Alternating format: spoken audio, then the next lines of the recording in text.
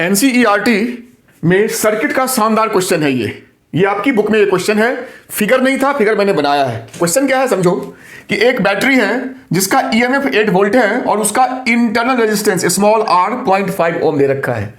अब इस बैटरी को एक 120 वोल्ट 120 वोल्ट की बैटरी से चार्ज करते हैं with a large resistance 15.5 15.5 ohm series में।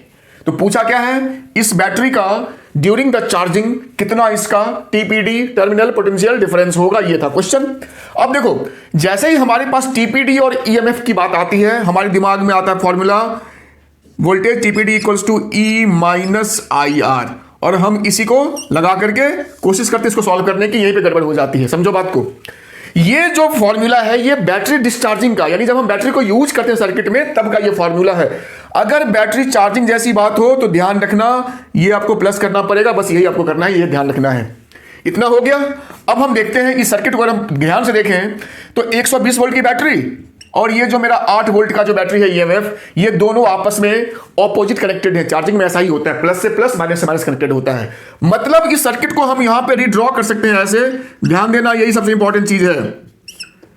हमने इस रेजिस्टेंस को और इस रेजिस्टेंस को, भाई इंटरनल हो या कोई भी हो, है तो सीरीज में ही, तो दोनों को ऐड किया तो ये 16 ओम हो गया। ये बैटरी और ये बैटरी ऑपोजिट कनेक्टेड है, तो माइनस हो जाएगा 120 माइनस 8 112 वोल्ट इस सर्किट का। अब ये सेम सर्किट है, तो मेरा जो करंट है I वो हो गया V अपॉन R, तो 7 एम्पियर, 16 7 जा 7 एम्पियर हमारा करंट आ गया।